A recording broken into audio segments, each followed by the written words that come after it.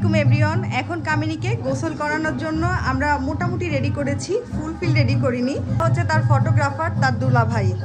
আর এদিকে বাসায় প্রচুর গেস্ট, এদিকে গান টান বাজতেছে। আর এই যে কামিনী হালকা পাতলা ফটোশ্যুট করে নিল, এখন কামিনী শাওয়ার দিয়ে নিবে। কামিনীর হলুদ সন্ধ্যার জন্য আমরা সবাই মিলে, বোনেরা, কামিনীর বান্ধবীরা সবাই মিলে এই যে কি করছি আমরা ফুড কার্ভিং করছি। হ্যাঁ, আর এই হচ্ছে আমাদের এক বড় আপা। সে জীবনের প্রথমবার মনে হয় সুন্দর একটু ডিজাইন নিল। সে তাড়াতাড়ি ভিডিওর ভিতরে তার দুই হাত ঢুকাই দিছে। না না, এখানে একটা আছে, আমি বাম হাতে ডান হাতে মেহেন্দি করছি। ওয়াও, আসলে অনেক সুন্দর হয়েছে।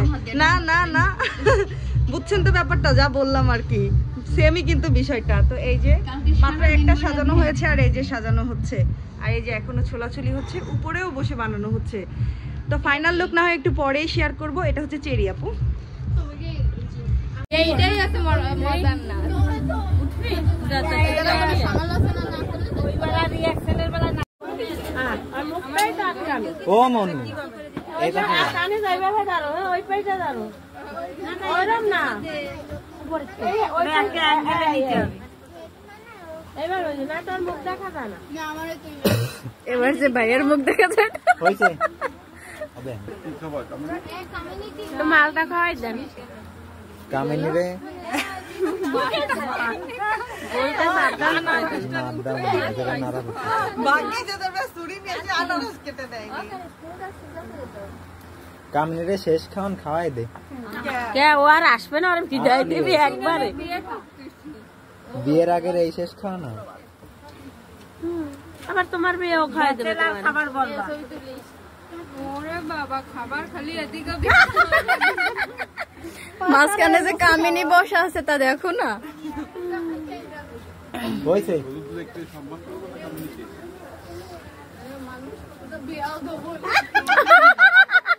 কানে জয়েন্টে টাউডে কামিনীর দেয় বাড়ি।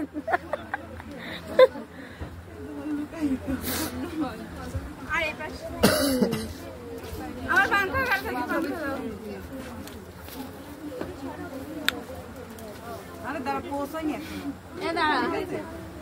আমি কিন্তু সব রেকর্ড করে রাখতেছি, কেমন কেমন করে পোস্ট দিতেছেন।